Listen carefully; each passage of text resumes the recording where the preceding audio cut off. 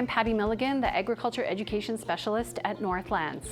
And today we're going to get our hands a little bit dirty. We have a worm compost at the urban farm. We've brought it inside today because it is going to be made into a new worm compost.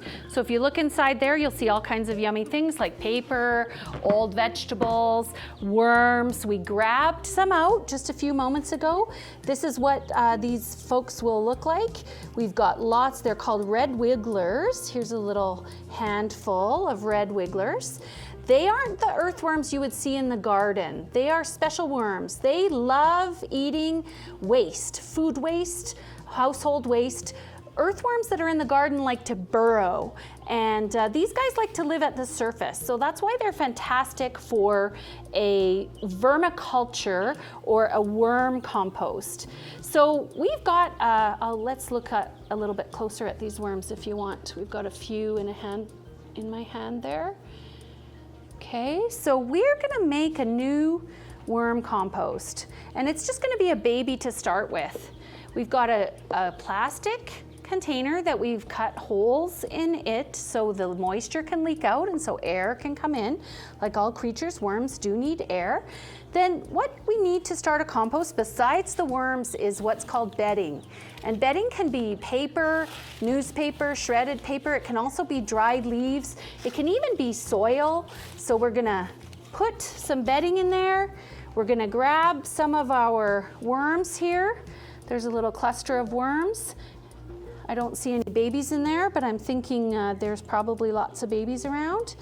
So we put our little cluster of worms in there. We're gonna put a few more. You can see how as they eat the waste, they produce a very rich, beautiful, nutritious kind of soil that you can put on your garden.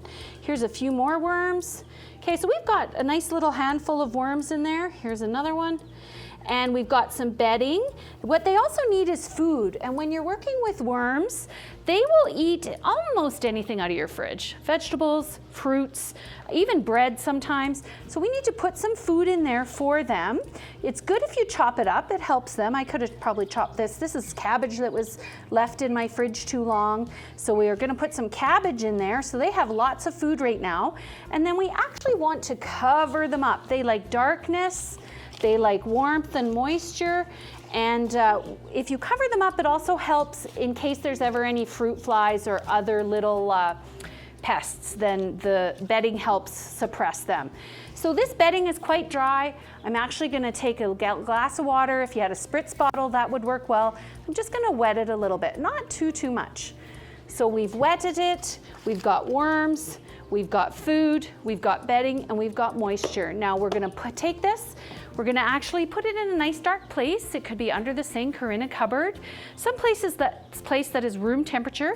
And these worms are gonna actually start working to eat those cabbage leaves.